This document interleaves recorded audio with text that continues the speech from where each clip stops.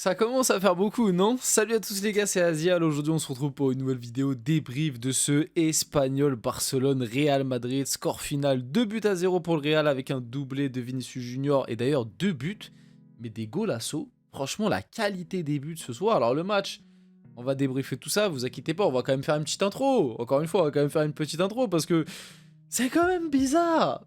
Non, mais il y avait un joueur qui était absent aujourd'hui. Certains vont dire tu parles de Militao? Non, je parle pas de Militao. Tu parles d'Arda Güler? Non, je parle pas d'Arda Güler. Je parle du numéro 1 de cette équipe qui était en vacances avec sa chérie à Paris, en Italie, qui a pris des belles photos, qui a passé un bon petit moment, un petit date. Il était pas là ce soir. Du coup, moi je me dis, ah bah non, le meilleur joueur du monde est pas là pour son équipe. Déjà que quand il était là, l'équipe ne gagnait pas. Je me suis dit, ah bah comme il est pas là, c'est impossible que ce Real gagne. 2-0. C'est bizarre quand même. Hein. Doublé de Vinicius. Ouais, Vini, doublé de Vini. C'est bizarre quand Mbappé est là. Vini, il marque pas beaucoup. C'est. Non, il y a beaucoup de choses quand même où, au fil de la saison, on se rend compte que tout ce qu'on dit quand même, il n'y a pas que du faux. Hein. Il y a même beaucoup plus de vrai que ce que certains veulent nous faire croire. Donc, le message que j'ai envie d'envoyer aujourd'hui, c'est que, bon, après, en réalité, on débriefera le match et sur le match, on va pas se mentir. L'absence de Mbappé, oui, ok, tu gagnes, mais notamment la première mi-temps, elle était assez dégueulasse. On va être 100% honnête, là, on est un peu dans la rigolade. Mais en tout cas, j'espère que Mbappé, il profite bien de ses vacances. J'espère qu'il va continuer de profiter de ses vacances, qu'il ne reviendra pas, du coup, la semaine prochaine pour le Classico, parce qu'honnêtement, à l'heure actuelle, je me dis que sans Mbappé, il y a plus de chances que le Real gagne le Classico avec Mbappé. Même si le Barça, c'est un contexte différent parce que c'est gros match, parce que c'est piège du hors-jeu, et tu sais que Mbappé, il peut te faire la différence dans ce style de match-là, si on doit être 100% honnête. Mais bref, maintenant qu'on a dit tout ça, on va quand même parler un petit peu du match. Voilà, maintenant qu'on a un peu trollé le Kix, qui... je sais même pas s'il a vu le match. Est-ce qu'il a vu le match? Il a vu le doublé de Vinicius ou non, il était en date, je sais pas. Je sais pas, faut lui poser la question. On lui posera la question peut-être. Ah bah non, on peut pas lui poser la question parce que les journalistes, ils sont interdits de poser une question par rapport à Mbappé depuis 2 semaines à Valdebebas. Donc je sais pas comment on va savoir. Mais bref, c'est pas grave. Donc avant qu'on rentre dans le vif du sujet du débrief, n'hésitez pas à liker, commenter, partager, vous abonner, ça fait toujours plaisir, ça aide pour le développement de la chaîne, et nous on va y aller dès maintenant pour parler de tout ça. Comme Vinicius a mis son doublé aujourd'hui, j'espère que, parce que comme, pareil, j'écoute un peu la logique des gens qui défendent Mbappé, bon voilà, comme Mbappé il a mis 40 buts cette saison, il a le droit quand même de faire semblant d'être blessé et d'aller se reposer en partant en vacances en Italie alors que la saison n'est pas finie, parce qu'après tout la Coupe du Monde est plus importante. Donc bah maintenant que Vini a mis son doublé, que là il est à quasiment 20 buts cette saison, je trouve que 20 buts cette saison c'est pas mal, donc j'espère que Vini va faire semblant d'être blessé aussi et qui partira faire un petit tour au Brésil ou je sais pas à Milan. Non, vous avez quoi comme destination à proposer? Je sais pas, n'hésitez pas, dites dans les commentaires des idées de destination à proposer à Vini parce que bon, comme j'entends la logique de certains, voilà, quand t'as mis tel nombre de buts alors que t'as pas été irréprochable tout au long de la saison, voire même t'as un peu causé la zizanie, t'as le droit apparemment de prendre des vacances quand t'as envie. Voilà, t'as le droit de faire ce que tu veux.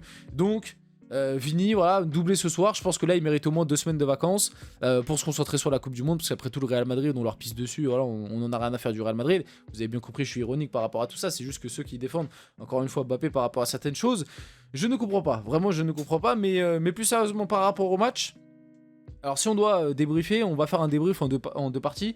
On va d'abord commencer par la première et après on parlera de la deuxième qui est bien meilleure. La première, honnêtement, elle est dégueulasse. Franchement, faut dire la vérité, la première vidéo, elle est absolument dégueulasse. Il n'y a rien qui va, il n'y a quasiment pas d'occasion, il y a juste Vini qui fait un poteau sur une frappe un peu demi-volée contrée par un défenseur, ça fait poteau, c'était dommage. Mais mis à part ça, il n'y a absolument rien, voire même les meilleures occasions à ce côté espagnol. Mais le match est vraiment nul, vraiment très très nul. Techniquement, en fait, il n'y a rien quoi. La première mi-temps, franchement, il n'y a rien à retenir. Le match était pourri. Il n'y a même pas de top quasiment sur cette première mi-temps, mis à part Chouamini que moi j'ai plutôt bien aimé. Mais sinon, le reste des joueurs, c'était cataclysmique. J'ai pas aussi aimé l'animation.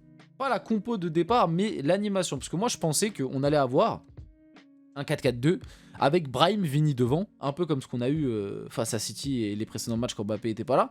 Mais non, en fait, on a eu Vini Bellingham. Vini Bellingham qui était devant avec en fait un truc un peu bizarre encore une fois où Vini collait la ligne à gauche et moi je pense que certains vont dire ouais c'est sa volonté, je pense pas que c'était sa volonté parce qu'au final en deuxième mi-temps il a quasiment plus collé la ligne, donc moi je pense que c'était vraiment une consigne Arbeloa, et c'est pour ça que j'ai pas trop compris comme l'animation, je trouve que ça fonctionnait pas. T'avais Bellingham en neuf, avec Vini qui collait la ligne à gauche. T'avais Brahim qui jouait limite numéro 6 avec Pitarch. Milieu de terrain avec Pitarch et Tchouaméni. Pitarch était à moitié demi-espace droit. Bref, la première mi-temps, je trouve que c'était un peu le foutoir. Honnêtement, Arbeloa a tenté un truc, ça n'a pas fonctionné. Mais la chose qu'on peut dire, c'est qu'il s'est vite réajusté quand même avec les changements dès la 50e en vrai. Vraiment tout début de deuxième mi-temps, 50-55e grand max. Et la rentrée de Gonçalo Garcia et de Mastantuono, qui mine de rien a réorganisé l'équipe, et ça a été bien mieux. Parce qu'après, on est passé en 4-4-2 avec Vini, Gonçalo Garcia qui étaient vraiment tous les deux en neuf, et cette fois-ci Vini il collait pas à gauche, il allait vraiment dans ce rôle de demi-espace gauche avec Gonçalo Garcia qui était à côté de lui. T'avais Bellingham qui était milieu gauche, au milieu de terrain t'avais Tchouaméni, Valverde, et à droite t'avais Mastantuono. Et là ça fonctionnait mieux, même si par exemple la rentrée de Mastantuono, encore une fois j'ai pas kiffé, mais là par contre la deuxième mi-temps je l'ai trouvé vraiment bien plus intéressante, que ce soit avec ballon mais même dans le pressing. Alors après oui, côté espagnol, faut le dire aussi, c'est pas une très grande équipe, c'est 0 victoire en 2026, donc voilà, en face t'avais pas une très grande adversité, mais ce qu'on a vu sur la deuxième mi-temps c'était mieux. Tactiquement je trouvais ça intéressant, notamment j'ai bien aimé encore une fois Gonçalo Vini, je trouve que ça a plutôt bien fonctionné. Gonçalo qui est décisif sur le premier but, sur cette passe, sur cette remise de Vini, où Gonçalo fait le boulot de numéro 9, chose que il te manque cruellement depuis le début de la saison. À chaque fois on le dit, numéro 9. Malheureusement tu fais jouer Kylian en numéro 9, mais aujourd'hui tu vois la différence, surtout dans des matchs comme ça en fait. Dans les matchs où t'as des espaces en fait. Faire jouer Mbappé en 9, c'est pas dérangeant, tu vois. Par exemple face au Barça, si je suis 100% honnête avec vous, face au Barça, j'ai le choix entre Mbappé et Gonçalo Garcia, j'envoie Mbappé tous les jours en 9, tu vois, parce que tu sais que face au Barça, tu vas avoir 40 mètres à parcourir, tu vas avoir des boulevards dans le dos des défenseurs, donc là, envoie Mbappé. Mais quand tu affrontes des équipes comme ça, regroupées, plus rugueuses, où il y a plus de duels, etc., avoir un Gonçalo Garcia, c'est 100 fois mieux qu'avoir un Mbappé en neuf. Mais il n'y a pas de débat possible. Et on l'a vu, sa rentrée, elle a fait beaucoup de bien, même si tout n'a pas été parfait. Il a saccagé 2-3 trucs. Mais globalement, sa rentrée, elle a fait du bien. Comme je l'ai dit sur le premier but décisif avec Vini. Et encore une fois, Mbappé et Gonçalo Garcia, à chaque fois qu'on les a vus ensemble, ça fonctionnait pas du tout. Vini, Gonçalo Garcia, ça marche, hein. Alors ça a un certain plafond, parce que voilà, Gonçalo Garcia, on a compris que la Liga, pour moi, le niveau, il l'a globalement, mais par contre la Ligue des Champions, on l'a vu à chaque fois qu'il a eu des minutes en LDC, le plafond il est trop élevé à l'instant T. Mais ce que je veux dire par là, c'est qu'encore une fois, on a un duo qui fonctionne à peu près, là où quand Mbappé t'essaye de le caler, t'as l'impression qu'il n'y a pas de compatibilité. Le seul joueur avec qui Mbappé était à peu près compatible, je trouve, c'était Rodrigo.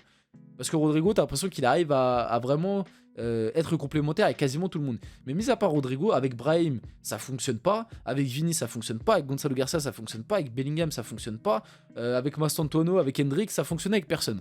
Donc là, au moins, c'était plutôt intéressant. Même si c'était pas dingue, mais c'était intéressant. Et la deuxième mi-temps, elle est bien meilleure d'à peu près toutes les individualités. Tu mets du coup le but du 1-0. Ensuite, tu as ce 2-0 avec ce magnifique 1-2 avec Bellingham, Vini, où Bellingham il fait cette magnifique passe en talonnade. Et d'ailleurs, Bellingham, j'ai beaucoup aimé sa deuxième mi-temps. Là où la première, c'était très compliqué pareil. De toute façon, sur la première, en vrai, à part Tchouaméni, où je trouve que ça a été, mais c'est même Tchouaméni, c'est très Midas sur la première. Mais mis à part Tchouaméni, le reste, franchement, la première, c'est dégueulasse. Il n'y a vraiment rien à sauver. Vini, Bellingham, tout le monde, ils sont tous en flop sur la première. La deuxième, par contre, vraiment très intéressant. Il y a vraiment des perfs que j'ai bien aimé. J'ai bien aimé la deuxième de. Bon, de toute façon, je ferai les individualités juste après sur FotMob. Mais non, du coup, ouais, la deuxième, c'était plus intéressant.